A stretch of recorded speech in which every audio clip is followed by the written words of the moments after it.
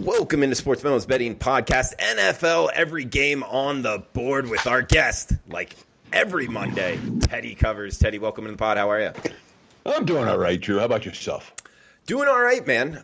Interested in your opinion here on all the NFL games, and did want to throw out the fact, the Vegas Strong thing real quick, Teddy. I went to the Jason Aldean concert last night, and it was the first time he was in town since the shooting. Really special concert. You could see people crying in the stands. It was a great concert. Jason Aldean is great in concert. Performer of the year a couple years ago, and just wanted to throw it out there, man. I know you were in town 2 years ago when it happened, and it was a special moment, man. Yeah, I mean, that night was one of the worst nights of my life. Certainly my worst night in Las Vegas that I could think of, just because you didn't know what was going on. Mm-hmm. And I was following Twitter, I was following the news, and it was just, it was a pretty horrible thing that happened here. Luckily, the city, has been able to rebound and respond, and it was great to see, as you mentioned, Jason Aldean back here last night. But, that was a rough night. And obviously, and that's from someone that didn't have someone involved there. Obviously, you had someone at the concert. It was more than a rough night. It was a disastrous night. So I'm glad you went. I'm glad he came back. And the important thing is that when you get punched, you got to punch back. And then Vegas has done that effectively. I really think we have as a city. So for whatever that's worth. Absolutely, man. And I'm getting behind the Vegas Strong thing. The Golden Knights, the Raiders coming. I'll tell you, I've only been here 4 months, but it is a really cool place to live. Obviously, a lot to go on. So, guys, just wanted to throw that out there before we did break down the games. Feel free to reach out to Teddy on Twitter at Teddy_covers or myself at Drew Martin Bets. Any Vegas questions, any handicapping questions, life advice, we'll take it all. But let's start off with the Thursday nighter here, Teddy. We got the New York Jets and the Baltimore Ravens. Baltimore Ravens, arguably the best team in the NFL, laying 15.5. Pretty much across the board here. There is some 14.5s out there in Las Vegas, seeing 45 as the total. Interested in the Thursday nighter, Teddy? Let's talk about where that. Okay, so as we do with the opening line report every week, I like to give the look-ahead line. This is a bettable line from last week. I use the Westgate Superbook numbers. You can get numbers from a handful of sports books that post lines a week ahead of the game. I use the Westgate numbers from here in Vegas. I also give you my powering number for the game. And then we'll talk about where we think the number is going to go. Look-ahead line here was Baltimore 14. My powering number is Baltimore 14, and the markets are a little bit higher than that. And we know that we're not going to see Jets money. The Jets off a non-cut. And I'll give the Jets some credit yesterday. And again, it was, the controversial touchdown that they got that, was it or wasn't it? Oh, well, it ends up being a touchdown on Booth Review. And then the controversial replay in the final minute of that game that the Jets got the pass interference call that wasn't called on the field, which you don't often see, which led directly to the game-winning field goal. Sam Darnold wasn't right. He got hurt in that game. He missed a couple of open receivers for touchdowns that could have perhaps given the Jets a cover even in that ballgame. So we'll have to see what his hand injury looks like. It doesn't look good, and I haven't downgraded Darnold and the Jets because of that, but that's something that I definitely want to read on a little bit more today because he wasn't right in the fourth quarter of that ballgame, and it showed. Last week, I came on the pod and talked about how the Ravens ranked as the best team in the NFL, and I still only had the number 2.5 at Buffalo. Now, after Baltimore, another impressive showing yesterday from Baltimore. I mean, really. There's nothing to dislike about this team. I still have them as the best team in the NFL. I have them 1.5 better than anybody else. And my number's only 14 on the game. So it speaks where the markets are real high on Baltimore right now. And you can count on for the Thursday night single event TV game, it will be only Ravens money. So if you like Baltimore, maybe the wise guys get to the Jets. I don't think they do it at 14 or 14.5. This number is much more likely to go up than it is to go down. And Teddy, just quick handicapping question for you. Do you think that the odds makers are putting this over your power rating just strictly because their power rating is higher on the Ravens? Or do you think they're actually adding a tax here? They're coming out with their power rating. No, it's a singled out NFL game Thursday night with the best team, arguably the best team, and then adding points to that. Do you know how that works? Sure. I mean, the books have to cater to their audience. All right. I would be surprised if there are any books that don't have Baltimore power rated as the number one team in the NFL right now. But there can be significant differential between where you have the Jets. I mean, there are two pieces to this equation, and Baltimore is only one of them. The markets appear to have the Jets a notch or two lower than I do. And that would be, I think, where the extra point or two in this game is coming from. Right. It's not necessarily they've got Baltimore higher. They might have the Jets lower. And I didn't, again, with Darnold's injury, I didn't downgrade the Jets initially off of that. I wanted to see a practice report. But my Jets number may be a point or two high. And certainly if Darnold's not right, it is a point or two high, and maybe more than that. Teddy, moving on to the Sunday card, top of the card here, 305, 306, Tampa Bay at Detroit. We're seeing the Bucs laying 3 in the hook right now on the road, 47.5 the total here, Teddy. Yeah, look-ahead line here was Tampa -4. My powering number is Tampa -3, but I downgraded Tampa with the Mike Evans injury. I mean, there aren't many receivers in the NFL. There really aren't, who get less hype and produce more than, the Jameis Winston's go-to guy. Evans is a go-to target, and I believe it's a season ender for Mike Evans. They're saying, they don't know if it's a season ender, but it's a hammy. He's going to be out for a little while. I downgraded Tampa off that performance, off that injury, I should say, even though yesterday's win might have been the most impressive of the bunch. They lose the turnover battle. Winston throws an 80-yard pick six to Darius Leonard, and Tampa's not going to the playoffs. That's a game, and they hadn't covered a spread, and they still haven't covered a spread at home. It's home chalk all year. But the fact that they had significant adversity in that game, and again, battled through that adversity and found a way to win. This is a buy sign on Tampa all the way. I'm just concerned about the injury. There are no buy signs for Detroit right now. We can anticipate there being Bucs money in this one, even though my number's a little bit lower, adjusting for the Evans injury. Lions, there's no betting bandwagon for Detroit right now, and the wise guys are on Tampa every week. So if this line's going anywhere, it's going up, not down, despite the Mike Evans injury. Next game up, Teddy, 307, 308, Philadelphia at Washington. Seeing Philadelphia laying 6 on the highway, 40.5 being the total. Little bit of a limited marketplace here, though, Teddy. Look ahead line here was Philly -6. My powering number is Philly -3. All the Redskins again yesterday, and I'm kicking myself. I was debating side total. I ended up on total, and I should have played side, obviously. The last two games, Washington's down 14-0, and then the rest of the game, they're the better team. They were better than Green Bay for extended stretches yesterday. And the Geis injury matters for the Redskins, but I downgraded Philly significantly off the Dolphins' loss. The third straight loss, the must-win game, a 2-touchdown lead in the second half. A defense that couldn't get stops when it mattered most, a season that has gone off the rails. I'm not convinced that Philly bounces back tonight against the Giants, and even if they do, I'm not convinced that means anything moving forward against their divisional foe. So, my number's well short of the market number here. I've got Washington a notch too higher, and I'm not, the must-win teams like Philadelphia are must-win for a reason because they're no good. The Eagles are a 5-7 team, and they continue to be priced like a playoff team, and I'm not surprised the markets are higher than I am on this one. Teddy, we got 309, 310 up next. Chicago Bears at the Green Bay Packers. 41 being the total. Packers laying 4 or 4.5 in Lambeau. Yeah, interesting number when you consider the look-ahead line here was Green Bay -7. Wow. And my powering number is Green Bay -5. And again, we're in week. We're talking about week 15 games. Yeah, don't see All that. Right. You're not supposed to see a move off a 1 week's game. You're not supposed to see that type of adjustment. All that said, like I said, my powering number came 2 points lower than the look ahead, but still higher than the current number. I'm not high on Green Bay. You look at the division leaders. Are the Packers still leading the division? I think they are.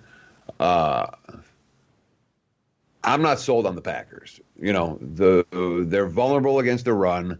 The offense is hit or miss at best. There's still a dearth of skill position talent. I think Green Bay, in many senses, is a little bit overvalued. Remember the first meeting between the two teams? It was the first game of the season on Thursday Night Football. The Bears scored 3 points in that ball game. Now they're off back-to-back good offensive games. Not going to be easy at Lambeau, but there might be a buy sign here on Chicago. And as you mentioned, the look ahead 7, the number opens 4.5, and there are 4s out there.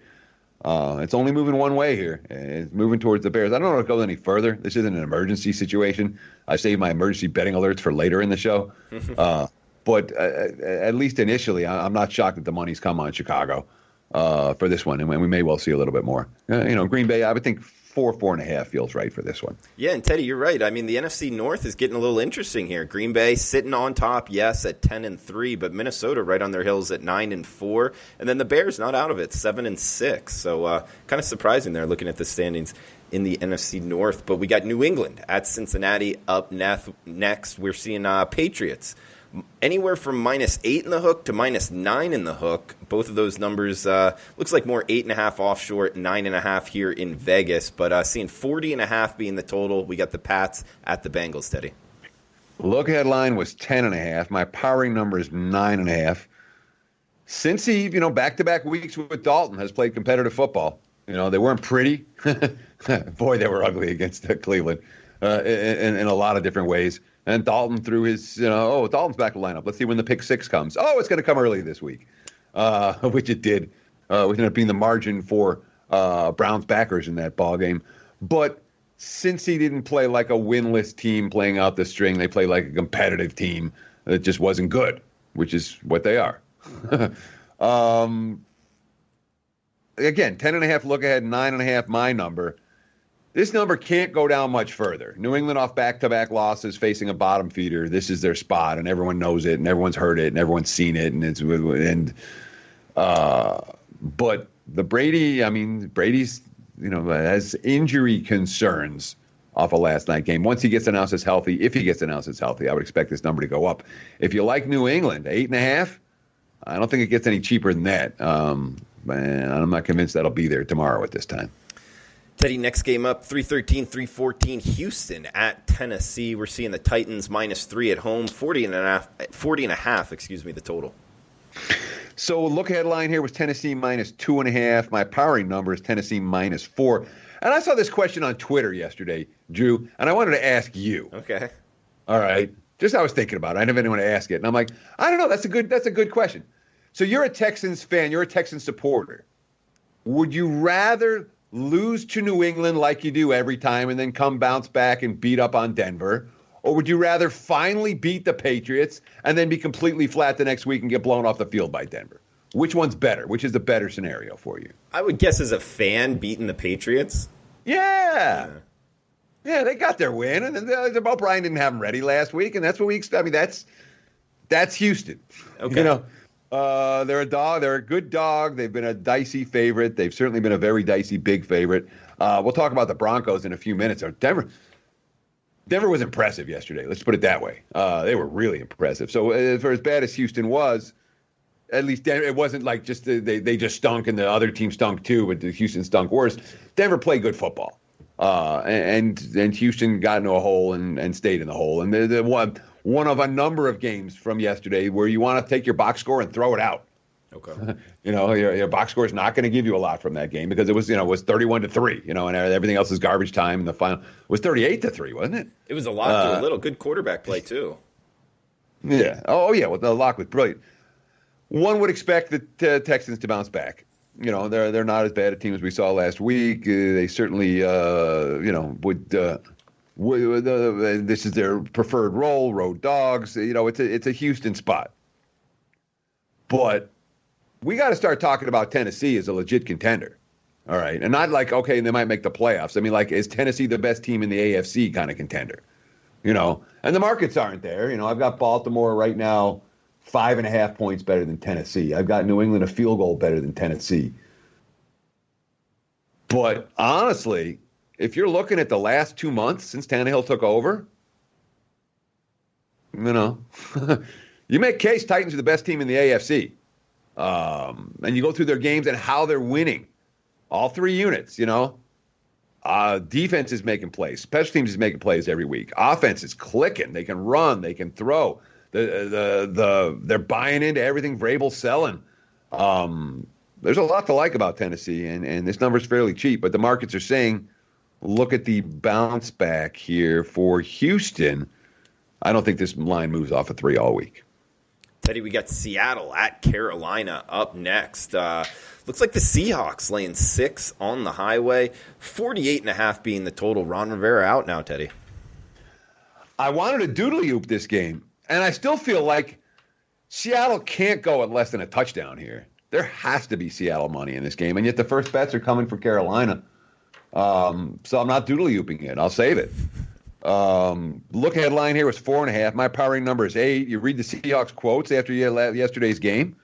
And they were, again, I had the Rams last night. The Rams were easy in terms of a spot. That was as bad a spot for Seattle as they're going to get. Short week off of back-to-back huge wins and playing a team in revenge for, excuse me, and fighting for their playoff lives. And Seattle didn't play well. I wouldn't anticipate that happening 2 weeks in a row. And at less than a touchdown. I mean, the Panthers, there was a lot of playing out the string in that loss to Atlanta yesterday. Really, most of it was turnovers. They were the -4 in turnovers in that ball game or something stupid. But that's what Carolina's going to be because their defense is not going to force a whole lot of turnovers, and their offense is not capable of avoiding the turnovers. So I thought this line was going to jump. 5.5 right now on Seattle you can find. And again, my powering number on the game is 8, and it's a bet on spot for the Seahawks. So you know which way I'm leaning in this one. Guys, this is the NFL opening line report with Teddy covers each and every Monday at sportsmemo.com. We do have a special coupon code for this podcast, TC199. At checkout. We'll give you the rest of Teddy Covers NFL and college football season all the way throughout the national championship game, every bowl game he releases, the Super Bowl prop package, which has been a huge success of late. He's hitting 56% in the NFL since 2015. That's the last 5 years, hitting 56% in the NFL. Really knows his NFL. And also in bowl season in college football, 31-21 going back here over the last 52 plays, 60% in bowl games. Bring it up out in kind of just throwing out the bowl games there, guys, because it does become a different type of handicap. He's got a free play up at sportsmemo.com. Check that out. It's in the UAB App State game. 60% in bowls going back quite some time and 56% in the NFL over the last 5 years. Huge success there from Teddy Covers, and you can get the rest of his NFL and college football season, every play he releases, including the 5%, for only $199, less than $200 here, using the coupon code TC199 at checkout. Teddy, next game up, we got Denver versus Kansas City, 45.5 being the total, seeing 10. That's Kansas City laying at home. Of course, a limited marketplace here, Teddy. Yeah, limited marketplace. Mahomes is questionable. He hurt his hand in yesterday's game, and one would expect that he's going to play. If he doesn't play, obviously it's an enormous drop-off for Kansas City. But much like with the Texans, after they beat the Patriots, there was an immediate drop-off the next week. It's not like KC's been blowing teams out every week at home this year. Their vulnerability has been at Arrowhead, and they finally got over the hump against New England. You worry about a little bit of letdown, even here against a divisional foe like the Broncos. And the Broncos were great yesterday. Both sides of the ball. Drew Lock, some of the throws he was making, he was under. The thing that I'm always looking for with the rookie quarterbacks, with the first time starters, how are they dealing with the pressure? And Locke yesterday dealt with the pressure. He got rid of the ball quickly. He made quick decisions. He put the balls in places where either his receiver was going to make a play on it or nobody was. It was impressive what Denver did on both sides of the ball. And when you find the losing teams late in the season that are giving it, that are playing with effort and giving a hoot, I could say shit. I'm working on trying not to swear on air. But the teams that don't give a hoot can be bet against. But the teams that do, and Denver showed something last week. That may well be a buy sign for the Broncos. I would not be shocked at all to see this number tick down a notch or two based on Denver's impressive performance and based on a perceived letdown from Kansas City following the win over the Patriots. 319, 320 up next, Teddy, in a limited marketplace here with the New York Giants playing in Monday Night Football. But we are seeing threes here. That's the Giants laying in MetLife. Of course, they're hosting the Miami Dolphins, 48 being the total, talking Miami at the New York Giants, Teddy. Yeah, look ahead here was 3.5. My powering number is 4. Though I don't buy that. That's not a good number. This is a straight powering number, but there's no way this game's going to go 4. Shouldn't say that. If the Giants win tonight and look good doing it, if Eli's chucking the football around and they end up beating Philly, maybe the game comes 4. But even then, it would probably come 3.5. And I mean, the Dolphins continue to battle. And of course, they played on this field just last week. So there's not like this is a hostile venue for them. They played the Jets and came up 1 point short in a game where I think they punted once. For that game not to go over, of all the beats this year, for the Dolphins, Jets, not to go over, they had 12 scoring drives in that game and didn't get over 45.5. Wow. Yeah, exactly. The Dolphins were 0 for 7 in the red zone, and I think the Jets were 1 for the Jets had 1. But the bottom line is, do we see that level of effort from Miami again next week? Maybe. I don't know if the Giants will pique their interest as much as the Jets, but and of course Parker got hurt yesterday, Devontae Parker, and that's an impact injury for Miami at the receiving core. The Giants can't be laying more than a field goal. So yeah, three feels like the right number. My powering number does not. Yeah, Teddy, and for whatever it's worth, growing up in South Florida, the Miami Dolphins' biggest rival is the New York Jets, not the New York Giants. So I could see the motivation that you're talking about coming into play, man. Teddy, I could too. Yeah, quick question for you in that stat, man. That was 12 scoring drives, and the game stayed under 45. That was and a half. 45.5, man. Good stuff there, Teddy. Teddy, we got Buffalo at Pitt up next. Talking Pittsburgh Steelers here. Steelers laying 2 or 2.5 at home. 36.5 being the total here, Teddy. Look headline here: Bills -1. My powering number: Buffalo -2, and the markets are grudgingly starting to give the Steelers a little bit of respect, and it's still grudging for Pittsburgh. The Steelers lead the NFL in turnover margin, and the markets, look at a team like Pittsburgh that they say is lucky. They're lucky. You have a quarterback who should be turning it over, and he hasn't. You have skill position players who should be turning the ball over, and they haven't. You have a defense that's made a bunch of plays, but they can't make that many plays forever. And yet every week, what happens? Hodges makes just enough plays. Yesterday was special teams touchdown for Steelers, and the defense dominates games. There was. The Bills they've been good dogs this year. Yesterday was their first loss of the dog all year. But they haven't stepped up in class well. And the markets are still debating Pittsburgh as to whether a game against Pittsburgh to step up in class game or not. Fascinating contest. Bills off the non-cover, Steelers off the cover. I'm not surprised that we've seen the early Pittsburgh money. That being said, I'm not convinced this one gets to 3. I don't think at 3. I'm convinced there'll be wise guy buyback on Buffalo. So I would think 2.5 is the prevailing number in this one. Teddy, next game up 3-2-3-3-2-4 here. Jacksonville at Oakland Raiders laying 6.5 at home. 45.5 being the total. Teddy, let's get some doodly oops. But give me 1 second here because I just saw something. Okay, it's not. I just opened 5.5. Yeah, this is our doodly oop right here. Doodly, you got it? Doodly oop, doodly oop, doodly oop, doodly oop. Emergency betting alert. We need we have sound effects. So someone out there's got sound effects for us. Give us something best so we don't have to say the doodly oop game. This game's going to 7. Okay, then no one is betting the Jaguars. No one is betting the Jaguars right now. Jacksonville's got 5 straight losses by non-competitive. Blown out by halftime every game. They have a lame duck head coach. They brought Mustache back yesterday. It made no difference whatsoever. Wise guys aren't going to be on the Jags. The public's not going to be on the Jags. There's no one going to be betting Jacksonville. And I have dropped the Jaguars to number 32 in my power ratings. That's below Miami, below Cincinnati, below Washington, below the New York Giants, below the New York Jets, below Lions. Who else do you want there? Jags are the worst right now. And the bettors see it even if the markets don't. Look at line here was only 4. My powering number in this game is 8. I'd be surprised, very surprised, if Oakland closes less than a touchdown. Teddy, question for you, handicapping-wise. I believe this is the Raiders' last home game in Oakland. Yes. Anything to the handicap there?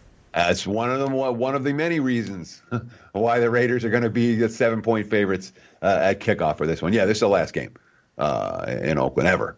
And I would expect them to play like it. Whatever, to play with a little bit of passion and purpose this week. And again, last week they had a Tennessee team yesterday they had a Tennessee that was better than they are. They had teams that were better than they are each of the last 3 weeks. Here they have a team that's worse than they are and isn't playing hard. It's a Raider spot. Everyone's going to see it. If you like Oakland, bet them sooner rather than later. Teddy, that stadium's looking almost ready. Have you driven by it? Yeah, they're putting the roof on, dude. It's sweet. It is, man. It looks good. So I can't wait for the Oakland Raiders to become the Las Vegas Raiders. But last game there in Oakland, at least for this year, we got Cleveland at Arizona, seeing the Browns minus 2.5 seems to be the prevailing number here. 47.5 being the total, Teddy. And I thought about using this as the emergency betting alert too. There's a decent chance this one goes to 3. If you like Cleveland, bet them sooner rather than later. Look ahead line was 2.5.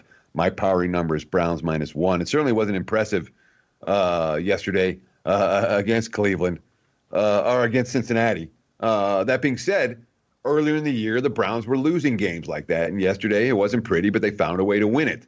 And then, of course, after the game, there's controversy. Baker Mayfield supposedly throwing OBJ under the bus or throwing the team doctors under the bus or throwing whoever under I mean, they're literally, the media is like creating controversy in Cleveland.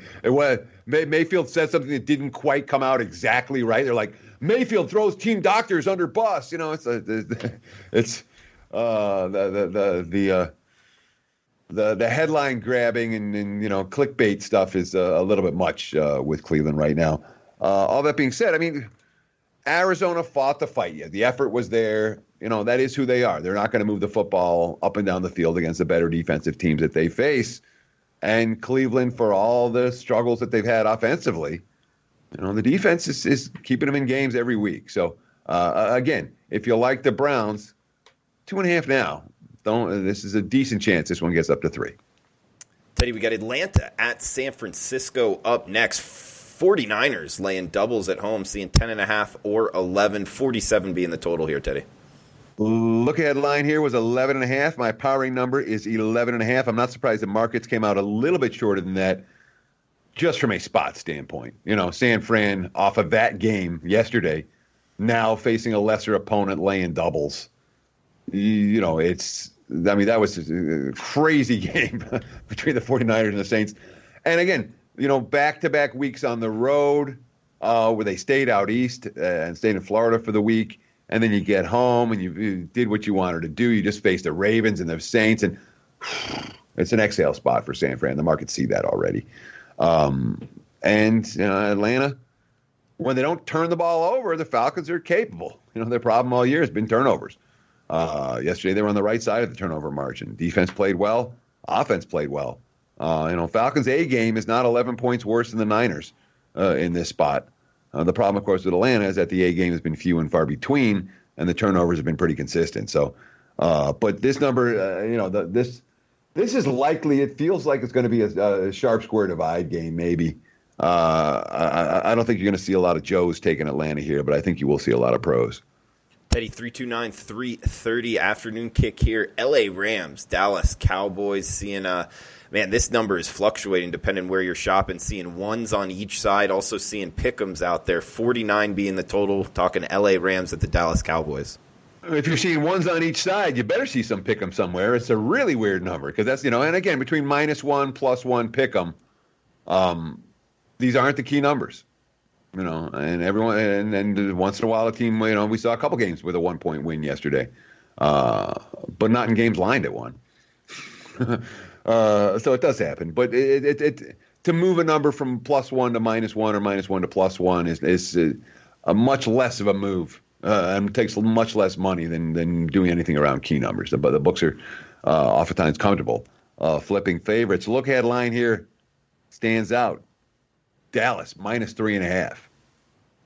Wow. That was before they lost to the Bears and before the Rams came back and beat up on Seattle. My powering number here is pick 'em. All right. And I've been a little bit higher on the Rams. I've still got the Rams as a top quartile team. And I had them as a top quartile team going into last night, and the clients and I cashed a ticket with the Rams last night, in part because of that. But Dallas will most assuredly be in must-win mode again. So will L.A. They're fighting for the wild card. we've already seen the big move on this in terms of like where this number is going. The big move came from the look ahead of 3.5 to this one sitting in the pick'em range now. From here, I don't see a significant move. I think, Rams -1, Cowboys -1, pick'em. I think it'll be in this range all week. All right, guys, reminder, NFL opening line report each and every Monday throughout football season on sportsmemo.com podcast form. You can download it wherever you download your podcasts. Also on the Wager Talk YouTube channel, there is video simulcast where you can put a face with the voice if you would like. That is on the Wager Talk YouTube channel. Also, sportsmemo.com podcast form. We got 331, 332 up next. Teddy, Minnesota at the L.A. Chargers, not to be mistaken for the San Diego Chargers. 2.5 Vikings laying on the road. 44.5 being the total, Teddy. Well, the L.A. Chargers have something in common with the San Diego Chargers. San Diego Chargers used to be a good December team after they got eliminated from the playoff chase, and the L.A. Chargers may well be a good December team now they've been eliminated from the playoff chase. Commonality there, perhaps. Look headline here was Minnesota -3. My powering number is only Minnesota -1. The markets are at 2.5, and it feels like a 2.5. You know what I mean? I'm not seeing you're looking across the board. No, it's not going to 3. There's not anyone threatening to go to 3 right now. Is it going to go down to 1? No, I'm not really getting that sense that it's going in that direction. Chargers. So in terms of like where's this money moving on a Monday, it's not moving anywhere. It's just sitting there. When it comes to the Chargers win yesterday, and again, the Chargers, every loss they've had this year has come by a single score, by 8 points or less. They've been in every game. They haven't been nearly as bad as the markets, as their record might indicate. But they've also found ways to lose all those games, and Minnesota isn't finding ways to lose those games. And, the Vikings with a nice bounce-back defensive performance yesterday after they got gashed in Seattle. Although, both of these teams coming off impressive wins over bad teams. Again, the markets, I don't see any sense it's getting a 3. 2.5 feels like where it's going to sit for a while. He's Teddy Covers, and you can get the rest of his NFL and college football season. That's the bowl package with the NFL, rest of regular season and playoff packages. He obviously knows his NFL, also hitting 60% in the bowl games, 31-22 going back the last couple years here.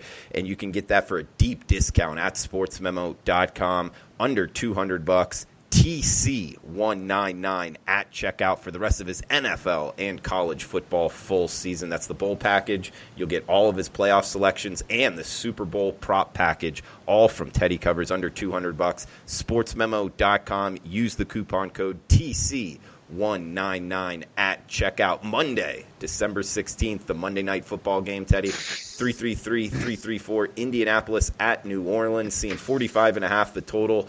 8.5 or 9. That's New Orleans laying in the Big Easy. Any quick thoughts here on next Monday night's game? Yeah, look headline here was 8.5. My powering number on the Saints is 10, and the market's sitting in that mostly 9.5 range right now. Definite. Check that Saints injury report. All right, they had cluster injuries at linebacker going into yesterday. Now their offensive line is banged up. I'm seeing issues for New Orleans at cornerback right now. It's Jared Cook. That's an impact injury potentially for the Saints. He's been a real weapon for Drew Brees this year. So their injury report is dicey, and that may well influence the number. But the Colts have now lost 5 out of 6. Their promising start to the season has gone south. Multiple players going on IR. Vinatieri going on IR. Deservedly so. Paris Campbell going on IR. They've got their fair share of injuries. Well, Hilton may be back this week. Marlon Mack came back yesterday, but even with the defensive score, they still lost at Tampa, and a team that was still fighting the good fight a couple of weeks ago. I really worry about Indy getting their doors blown off in this one. I don't want the Colts on Monday night next week, and the Saints A game will beat them by margin. Great stuff, as always, Teddy. Anything else you want to throw out before we shut this down? No, I'm really excited about ball. We're talking NFL. The truth of it is the last 24 hours, I spent a lot of time working on the Bulls. As you mentioned, we already have the very first bowl of the season. I'm excited. I never have a play in the first bowl of the season, and this year I do. So I got that up and available right now at sportsmemo.com. And obviously, over the course of the next few weeks, we'll put up a whole bunch more in terms of bowl packs. You already got a 5%er up. I do. The Bahamas Bowl, Teddy. It's not far away. For whatever reason, this year's bowl schedule, I think it's getting off to an earlier start than normal. Is that right? There's I don't know. The calendar's dicey, but yeah, from the end of conference championships, less than 2 weeks into the heart of the bowl season, and once it starts, like last year, it started, and then there was like you had a bunch of games that first Saturday, and then it was like you took a week off before the next one goes. This year, once it starts, it's like 12, 13 days of just intense bowl action. We'll get through most of them. It should be a lot of fun, those 2 weeks between the approaching Christmas until right after New Year. Oh, it's great for sports bettors, Teddy. Any degenerate out there knows what we're talking about every night. Well, there's something about like 11 o'clock on a Tuesday morning, like, oh, there's football on, you know? It's sweet. I still remember my first year in Vegas being at the Stardust Sportsbook, and I went down for something else, not even thinking about it. And I'm like, it was like 11 o'clock on a Tuesday, and the place was packed. Everyone was watching Boise State. I'm like, sweet, the Humanitarian Bowl. Let's sit down. Yeah. You know? I know a lot of people talk about there are too many bowl games. I'm on the other side. I like it, man.